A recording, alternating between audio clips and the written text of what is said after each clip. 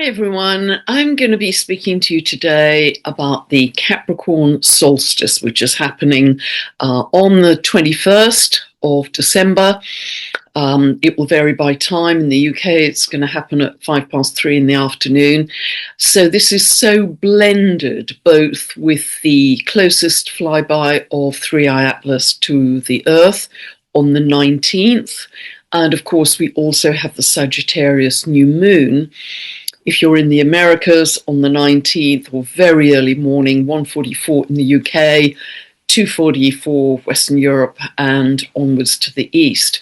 And so this Capricorn solstice is really happening just 37 hours after that new moon in Sagittarius.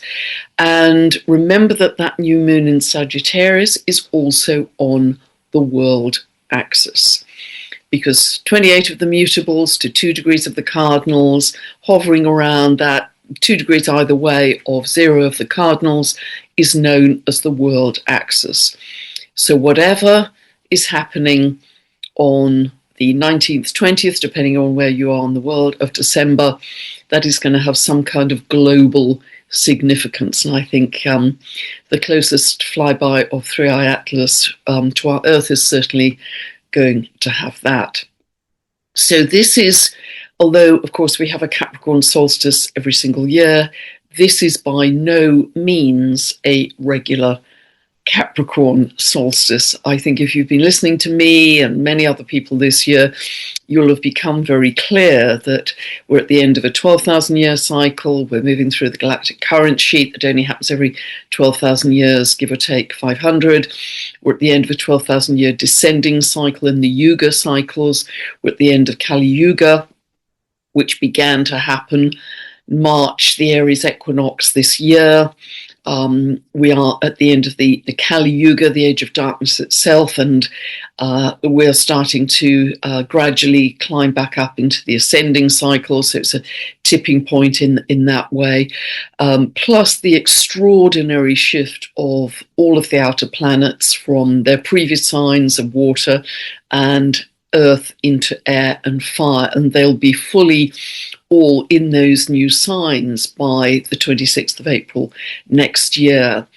So, and of course, Three Eye Atlas, which so many people are fascinated by, this being which is traveling at vast speed in alignment with our galactic, with our ecliptic plane within 5 degrees, which interestingly is the same degree of inclination as the moon has to the ecliptic plane. It is, as I call it, this slingshot of eternity. It's probably been traveling for many millions and possibly billions of years. It will certainly be seeding our Earth, Gaia, and ourselves with new information because it's come so far. And certainly Dr. David Clements is talking about it also as an activation. And so we are in an extraordinary time of what appears to be a tipping point of consciousness. Now, Kelly Kolodny, in her beautiful channeling of Archangel Raphael, has talked very consistently that the beginning of the gestation of this new consciousness began at the Aries equinox this year, 2025, and will be birthed on the Capricorn solstice. And so these 3 days of energetic crescendo, 19th, 20th, 21st of December, are quite extraordinary. Energetically, spiritually, I believe Three Eye Atlas is a being of higher consciousness and high intelligence.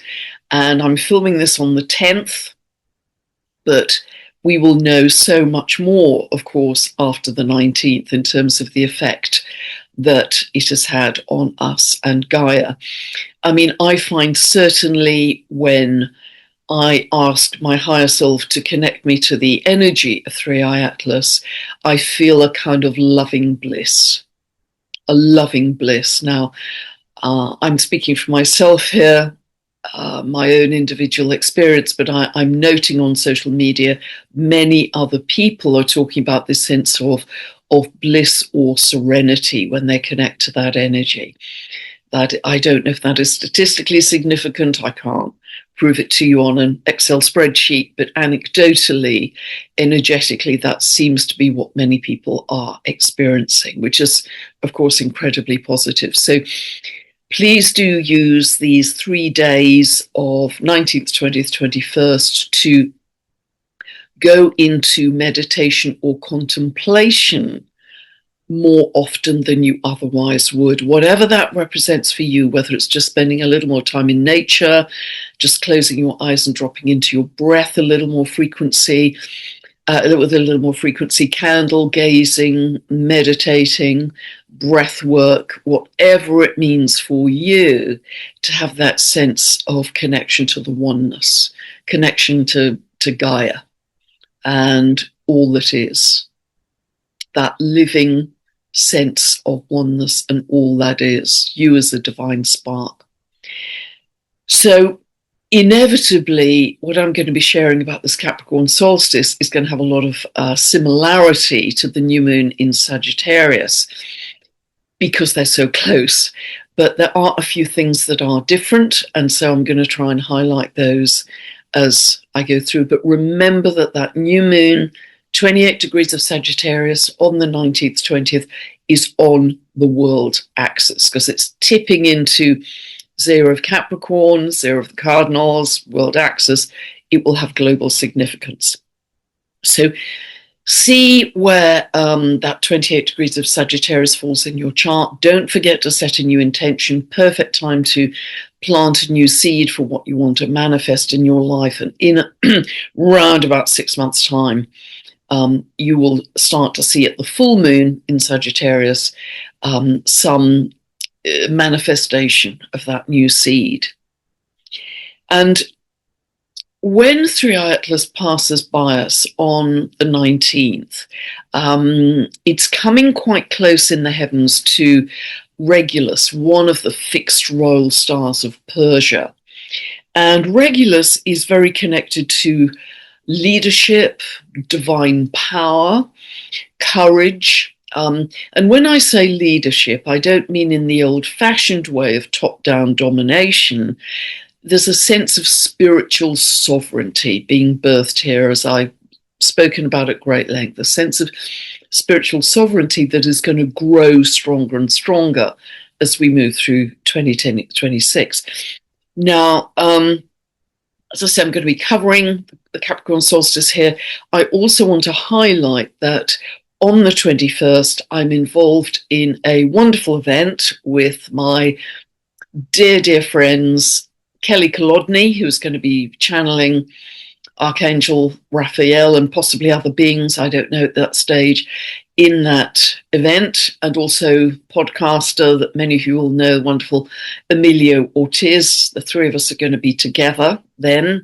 It will be a 90-minute event and it's donation based. I'll put the link for that below this. I believe you can register for that for as little as $1 because we didn't want to hold anyone back from that. And certainly I know, my own contribution to that will be given to charity, and much of the donation money I know will be given to charity. So that's very important for you to know. But I'm going to be saying more about the Capricorn solstice at that event on the day of the solstice. I'm going to be adding to what I'm going to be saying here today.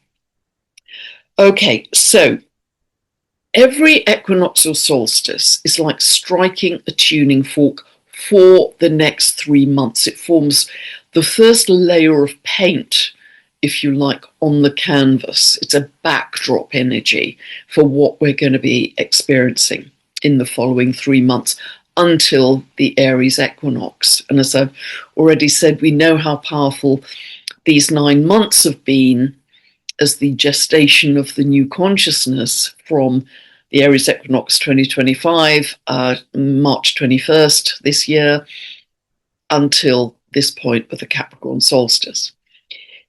But let us just take a look at the chart. Let me just share the chart with you.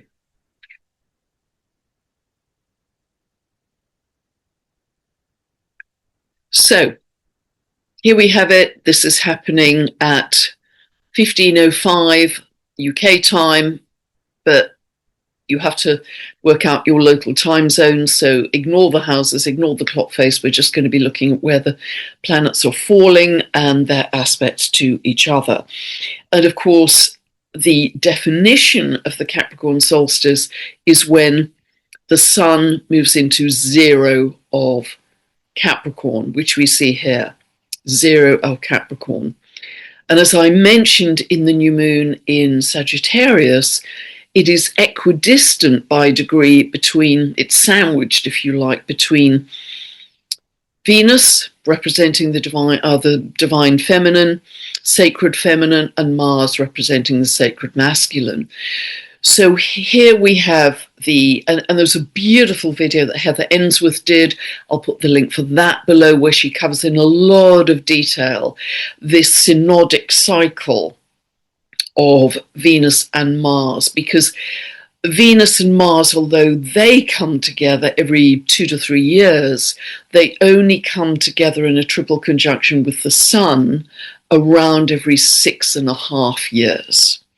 So this again is something fairly rare, and the fact that the Sun at this new birth point is equidistant by degree between the sacred feminine and the sacred masculine, Venus and Mars, is really suggesting a new birth of those principles and a harmonization, I would say, between the sacred feminine and the sacred masculine, because I think we could all agree that our lives and many hundreds, even thousands of years have been very much dominated by the masculine, whereas the divine feminine is now coming to be seen and felt in a much bigger way to create a harmonious balance between those two. It's an integration, it's a rebalancing. So Heather, as I say, covers that in great detail, and you can follow that there. And I know she's covering that also on the 12th of December within that same event that Kelly Kolodny is running on the Divine Feminine Light Code. And she's teaching it very, as always, very lovingly and very beautifully. So you can join into that.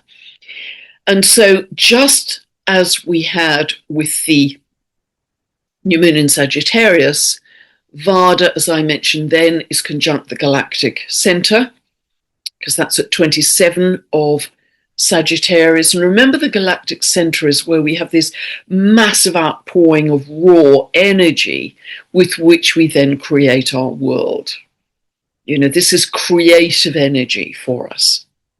And at the same time, Vada is also conjunct Venus, planet of love, sacred feminine, and this new beginning, not only for the next 3 months, I'd suggest, but I'd actually suggest another whole episode for humanity, as you're well aware from everything I've said.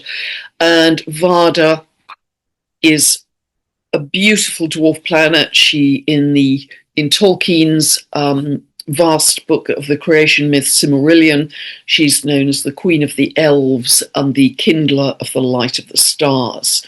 And she was said with her husband Manwe to be the birth of our cosmos, of our universe. She was said in the myth, the creation myth, to place the sun and moon and stars in the sky. She was a crucial element in the defeat of evil. She inspired her elves, her people, with light and hope when the Dark Lord had taken over Middle-earth, and she led the elves from danger into the light and into safety. So she's very much representative of the light. And just yesterday, I had a wonderful conversation with Kelly Hunter, who was doing some very pioneering research into the dwarf planets, and she also mentioned that that Vada is, well, we had a conversation because I felt Vada was very linked to these new light codes coming in, because Vada, of course, here is also on the world axis. Vada has almost a 300-year orbit, so she isn't going to be conjunct this point very often, but she is right now at this Capricorn solstice. So I believe she's very linked to the new light codes coming in. And also I suggested to Kelly, who agreed, that she's connected to the elemental realms because she was queen of the elves. And I think this is going to rebirth our connection to the elemental realm, which of course we used to have in ancient times and we have forgotten, but we are beginning to remember.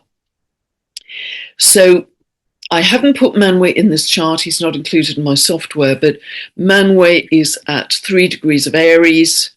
Again, I talked about this in the new moon video.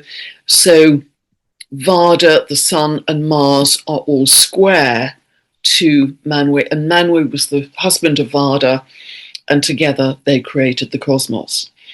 So some very high divine intelligence and consciousness here embedded within this Capricorn solstice, really suggesting a major rebirth. It's almost like they created the cosmos and Gaia and all of the planets the first time around, and very strong archetypal suggestions of they are helping to create a whole new episode, a rebirth for humanity and Gaia. And that's what I absolutely feel in my bones. And because also of all the other things we've talked about, the unique configuration we have between Uranus, Pluto, Saturn, Neptune coming onto the world axis. Well, Neptune's already on the world axis, but they come onto 0 of Aries to the minute on the 20th of February. So this Capricorn solstice, which encompasses the next 3 months, also includes that incredibly rare happening, which hasn't happened at 0 of Aries, that conjunction, although it happens reliably about every 36, 37 years. It hasn't happened at 0 of Aries for almost 6,000 years. So please just notice the rarity, and rarity gives potency in astrology, of how many things that are happening here are extremely rare by thousands of years or hundreds of years, because this is the tipping point that we are going through. Now we have these planets and dwarf planet in Sagittarius. That's very much to do with our future vision. It's expansive, it's thinking big, it's big love here. Venus is right on that galactic center. We are creating with love. Mercury here is almost replacing the sun, because you might remember at the full supermoon in Gemini, 13 of Gemini, the sun was at 13 of Sagittarius, conjunct the great attractor. Here the sun is replaced by Mercury. And remember, the great attractor is this huge gravitational anomaly in space that sucks many galaxies at 6,000 kilometers a second in its wake. Enormous gravitational power, and it can bend space and time. So people who have any planets or angles in their chart round about 14 of Sagittarius, and I keep it very tight within about 2 degrees, very often have the gift of precognizance. They can see around corners, or one of the clairs for sure. Clairvoyance, sentience, clairaudience, claircognizance. A gift of one or more of the clairs, because they can see around the corner when other people can't. So we have this combination. We also have, please note, Uranus is the higher octave of Mercury. Mercury is in this very tight obsessive aspect. It's called a quindecile or a quindecile. It's 165 degrees, and you can only use the 2 degree or by the way. And so this higher aspect of Mercury that's being expressed here is also, remember, Uranus is not only linked to truth and awakening and revolution, it's also linked, the planet most linked to the galactics. So here we are going to have a lot of obsessive thinking about galactic matters. Not surprisingly, perhaps, because this is happening pretty much right on the closest flyby of 3i Atlas. So we are going to be very, obsessed about these galactic news, what's going on. So we have a heavy emphasis in Sagittarius as our expansive future vision. Also a strong emphasis in Capricorn, which is about manifestation. We've got the vision, the future expansive vision. It's going to be birthed with love, but how do we ground it? How do we make it manifest? Capricorn is one of the strongest signs of how do we make it manifest. It's about the long-term pragmatic building of our dream. This is how do we make real the dream? I've talked about that, becoming exact on the 20th of February. That's just the very beginning point. Note that all I'm talking about here is the very beginning point of this tipping point, of the very beginning of this new consciousness. We are not going to hit utopia in January.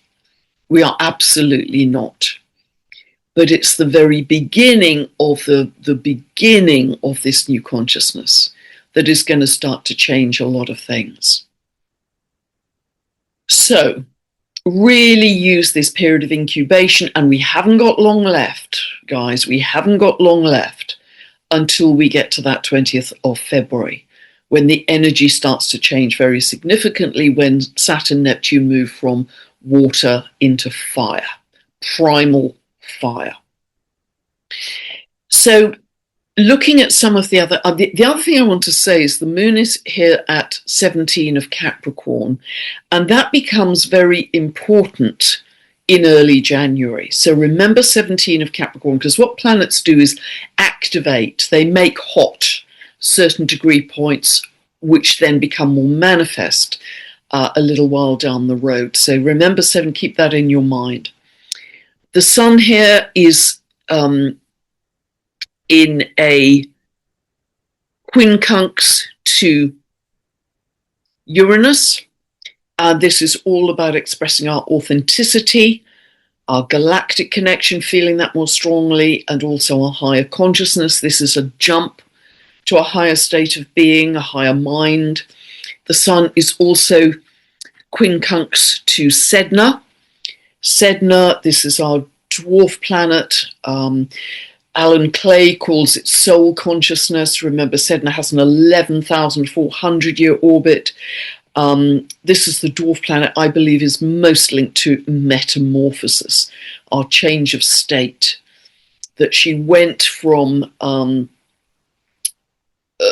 really existing in normal times in the icy Arctic zones to through great trauma of being thrown out of the kayak in a storm by her father, and then her father chopping her fingers off so he could save himself in the storm in the kayak, her fingers becoming those beautiful sea creatures, but she transmuted into a sea goddess.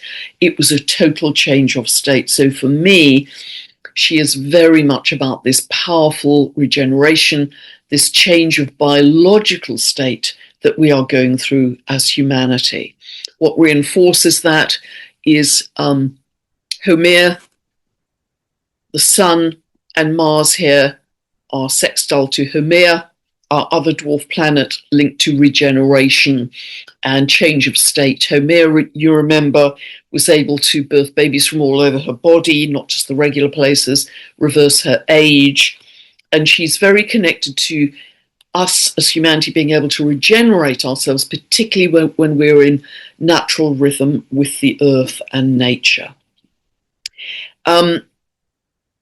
So those are the main things I want to emphasize around the Sun and Mars. We have another quindecile here, which is between Ixion, the dwarf planet Ixion. Really, this is a strong conjunction here with Ixion. And Ixion, at the lower level of expression, was the lawless brother of Pluto, who had no moral compass and murdered with no compunction or remorse at all. But in its higher expression, Ixion is going beyond the mainstream with your own authenticity and following your simple joy, finding joy through simplicity. I always think of Ixion whistling with a knapsack on his back, going beyond the normal social mores and finding his own way. So, like Uranus, a very powerful symbol of authenticity, going your own way. That is in a quindecile to Jupiter, which expands that energy, that archetype. So it's like an obsession around, I want to live my unique essence. That's what Uranus is about too, in aspect to the Sun. I want to live my unique essence, my authenticity, my individuality in a bigger way than I've ever lived it. It's being birthed at this Capricorn solstice over the next 3 months. And that's going to start to make real my dream from late February onwards. Jupiter is just like at the new moon, it's square to Chiron and Eris here. So the Cancer side of Jupiter is helping to not only incorporate this feeling of woundedness and social exclusion, Chiron and Eris, but it's softening. It's softening and healing around these principles of feeling just shoved to the periphery of society or feeling less than. You know, those feelings of we haven't fitted, we haven't gone along with the mainstream and we haven't fitted. There's a healing and a softening potentially happening here. So, you know, some really beautiful promise happening. And as I say, I'm going to say a lot more on that event on the 21st of December. So, and I just want to mention, I'm going to stop sharing here, but something that Dr. David Clements mentioned on the panel that Martha Alter-Hines hosted so brilliantly recently, he said, in fact, it all started, I'd had a conversation with him some time back, and he'd happened to mention in our recorded conversation that you can follow on my channel, that he suddenly got a message from his galactic team that the birth of this new consciousness, the very tip of it was going to happen at the beginning of December. So in our most recent recorded conversation together, I reminded him that he'd said that. And I was asking him, did he have any further information about that? And instantly his galactic team gave him a message, and this was in late November, that it was going to be on the 4th of December. And David Clements, of course, didn't know that that was the day of the full supermoon that was so powerful, that really with that mutable grand cross that was so powerful at the full supermoon represented a karmic choice point for humanity. David didn't know the astrology, but many people felt a massive energetic wave on the 4th. And David talked about it in the panel with Martha Alter-Hines as representing this very first wave of the new consciousness. And he talked about it in greater detail in his 2-hour live stream recently. I'm going to be quoting him. He's given me permission to quote him on the event with Emilio and Kelly on the 21st. But he said he felt a massive wave of serenity that day. And I could see in the chat of over 1,000 people that many people were agreeing with him. And you can, I think that was the paid tier of Patreon. He's got a free level tier and a paid tier. And I could see many people were agreeing him. And you can still access that if you become a patron with him. So this Capricorn solstice is the backdrop for an incredibly powerful next 3 months. It's covering some very powerful astrology in the first half of January that I'm going to be, there's so much happening here that I'm going to be talking about in my next update that I will do before the end of December.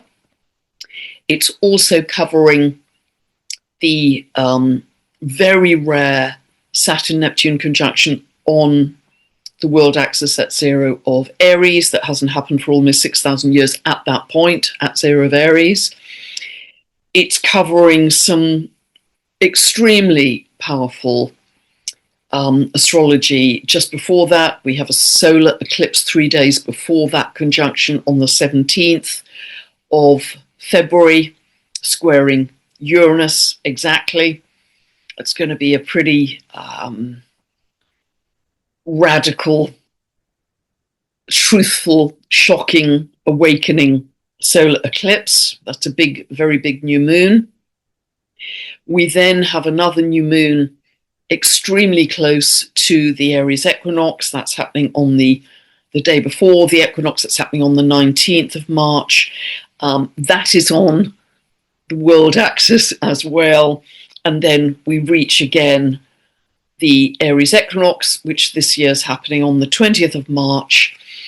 And of course, I'll be covering that in great detail.